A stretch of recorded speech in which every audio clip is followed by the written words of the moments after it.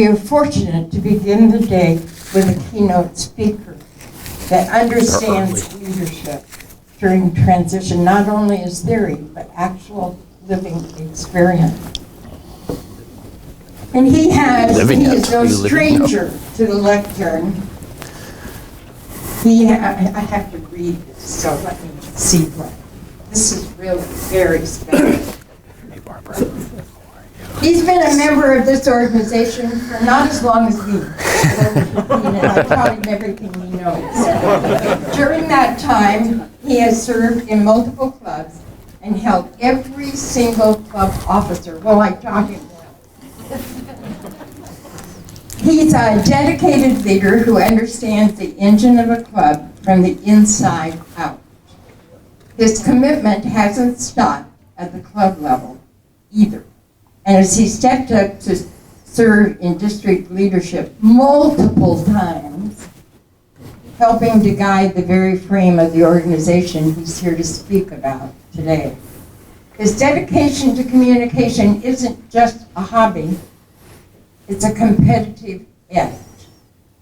As a serial entrepreneur, Jeremyha started in the countertop business and has since scaled his ventures into production, construction, and product development. Did you hear all that? That's a lot of work. I have a lot of free time. He's the first to tell you that his business success isn't just about hard work. It's about the growth and the leadership skills he forged right here in Toastmasters with me right behind him. He isn't building businesses. He is building a life of 21 years with his wife and his two amazing kids. In the rare moment he finds for himself, you'll likely find him in the wood shop, working with his hands or enjoying a peaceful serenity of fishing on a lake. He's here today to help us navigate our upcoming transition. Please help me welcome my friend and colleague, Jeremyha Lyle. Thank you so much, Charlotte.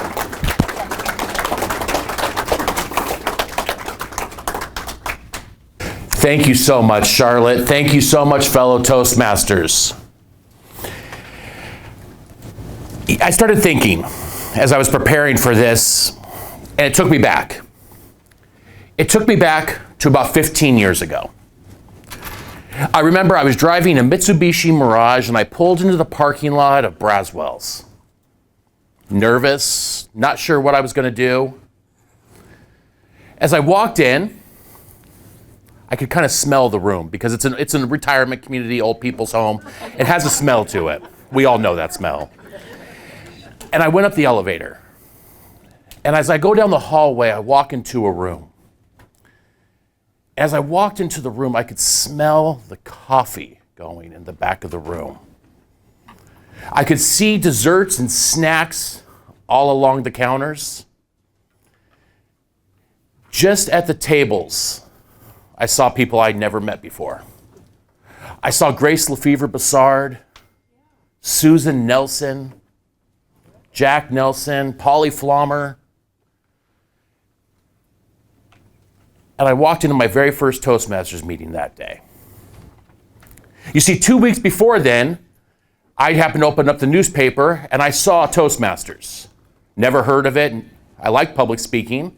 Lord knows I love to hear myself talk. So I said, I'm going to go check it out. And I showed up that day. And I have been there every week for the past 15 years.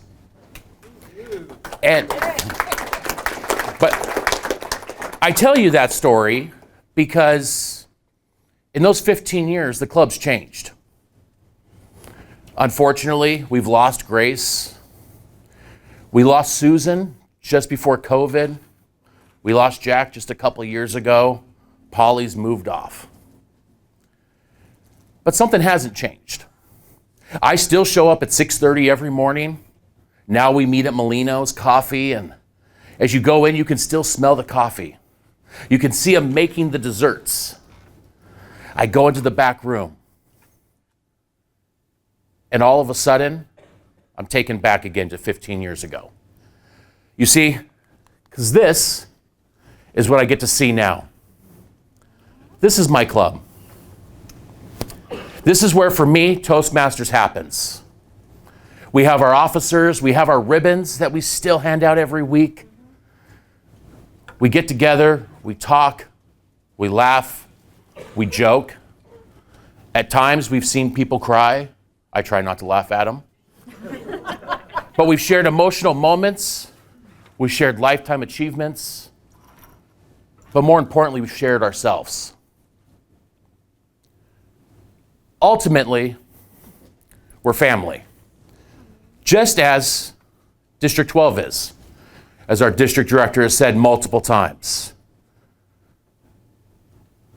But families change in a lot of ways inside Toastmasters world. Families change, and we are now on the cusp of a change. As District 12, we're moving on. We'll be moving to 203.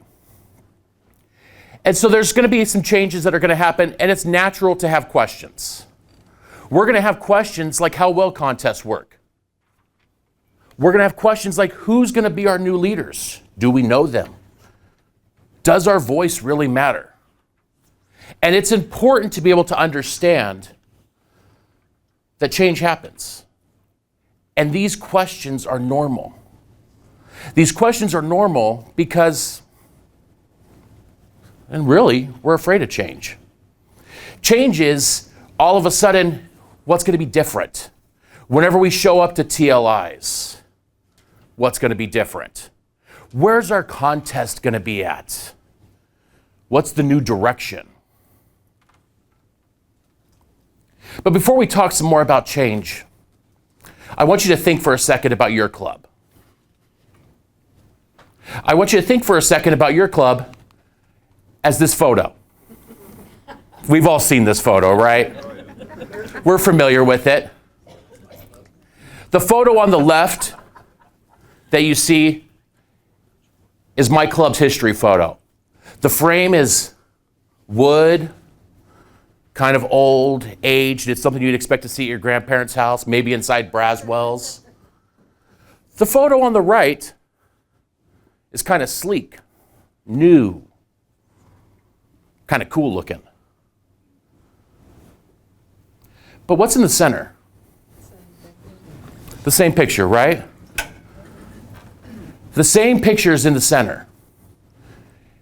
You see, our change is nothing more than a frame. Because whenever I told you about my club, I didn't tell you about what district we were. I didn't tell you about what area. I didn't even tell you about some guy in Colorado wearing a fancy suit telling us how to run an organization. I didn't tell you about district leaders. Because see, my club and your club is inside that frame. It doesn't matter how long you've been in Toastmasters. If you've been in Toastmasters like Tom Jameson for well over 5 years, I think is the going show. So, well over 50 years. Or if you've recently joined, your club is this frame. And it doesn't matter which frame, because the masterpiece inside of it is what really matters. Because the masterpiece is this right here. It's the weekly meetings, the table topics, speeches, and evaluations. They actually call it the Holy Trinity. I recently heard it called to as PIE. Prepared speeches, impromptu speeches, and evaluations. Clearly in my 15 years, I like to eat a lot more pie than others, but don't judge, all right?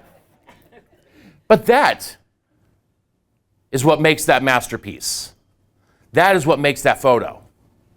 The weekly meetings, the hanging out with the people that we see at the events, the connections, the passion that we have. The second part is our personal journey.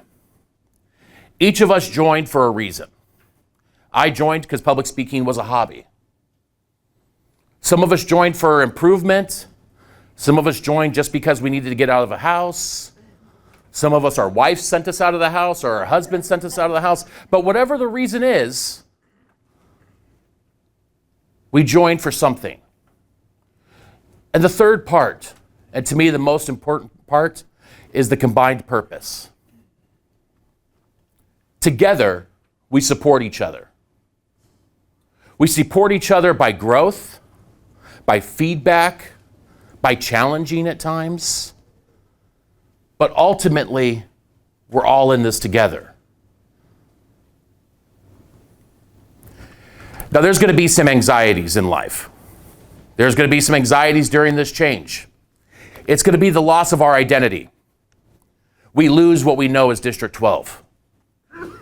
We lose a boundary line. We're going to wonder about logistics. Who's going to set up? Where's our conference going to be at? Who's going to turn the coffee on before we get there? All the important stuff. But more importantly, it's the fear of the unknown. And that's what we're really concerned about. We don't know. And I wish I knew, but I don't. I'll be honest with you, the people in Colorado barely even know. But that unknown doesn't matter. That unknown doesn't matter because our masterpiece is still the same inside our club. What doesn't change for us is what happens at your meetings. So what do? The first thing we're going to do is we're going to practice adaptability and locally. We are going to adapt and overcome like we always have. We weren't always District 12. Tom will tell you that. Tom was actually the first district director. Tom was the district governor, right, as we transitioned over. No. Oh, Tom was after that. Sorry, I thought Tom was older. Little do I know. Where's Bob at for history whenever I need him at here? So, Mary and Bell. So, but we were not always District 12. There was a change that brought us here. We also need to listen and escalate. Each of you inside this room are leaders. You are leaders inside your clubs. Some of you are area leaders, division leaders, and some of you are district leaders. We need to listen. Listen to our members, listen to our concerns, and escalate that to the right person. Because the only way we can grow and the only way we can improve is by making sure that their voices are heard and passing it up the chain of command. We're going to seek clarity over complaints. We're going to want to understand. We have District 33 coming with us, District 115, and also 2 clubs from District 100 coming. We want to understand why we're doing things a certain way. For the fact of, we don't do everything right. Well, I do, because Charlotte taught me. But outside of that, as a district, we don't do Toastmasters always right all the time. There's always ways to improve. New ideas, new concepts. Just like inside your clubs. As new members come, they start questioning things. They bring in different experiences, different ideas. And all of a sudden, the district becomes what Toastmasters is then. Just like your club. And more importantly, we're going to build bridges. We're going to build bridges because we're going to reach out to them. We're going to find out what they do. We're going to learn what they do. But we're also going to do it together. I want to take you back for a second to February 29th, 2020. Does anybody remember where we were that day? I do. Suzanne does. Good thing you do, Suzanne. Art, you do? Art, where were we? We were on the brink of COVID. Yes. Suzanne, where were we that day? Before that, we were having breakfast, you and I and Jose, planning the rest of the year. Mm-hmm. So that day, in particular, we were in San Bernardino at a church holding an area contest in person. We had 100 plus people there, 150 people there. The place was packed. The room was abuzz. What we didn't know is whenever we pulled out of that parking lot, that next week, Riverside County shut down. Soon after, San Bernardino County shut down. Just after that, Toastmasters International told us that we had to shut down.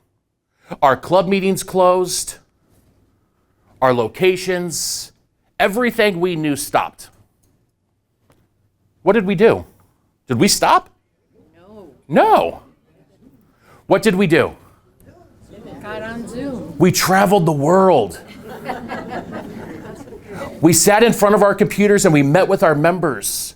We built bridges with New York, Indiana, Hong Kong, Australia. We traveled the world and we learned what they did, how they did it, and what we could improve. A couple years later, we came back. The world was different. Zoom was so much more prevalent, still is to this day. But we were better off. There's things in some of your clubs that I can almost guarantee you picked up from somebody online. You picked up how we could do things differently. How we could be able to have members from across the world join us still and increase not only our membership, but more importantly, increase the dynamics inside our club. Thanks to COVID, I have an opportunity to be able to sit in a meeting with Sharon Kenty every single week. Because now we have a hybrid option, and I get to hear her evaluations every single week whenever she gives them. Some of you who travel, who used to have to miss meetings, can now join and be able to not do it in the car, but you can be able to do it from across wherever you are. You can be there to communicate, to grow, and to keep on investing in yourself. You see, while change is scary, change is necessary. But the most important thing to remember is because lines change, Toastmasters doesn't.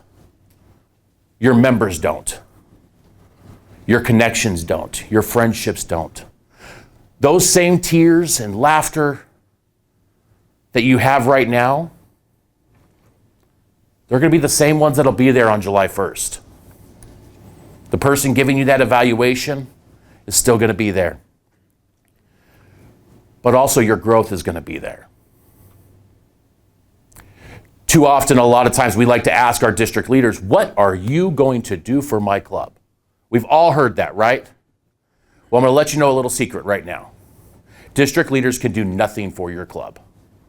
The district does not go into clubs and tell you how to operate. TI cannot tell you how to go into your club and operate. You make that decision. You're the one that dictates how your club's going to be. So instead of this next year asking, what is the new district going to do for me? I want you to ask yourself, are you really ready for our next great adventure? Because that's what we're coming on to. Madam Chair. Thank you. Don't go away. Don't go away. We're going to take a few minutes here and make a special presentation to Jeremyha.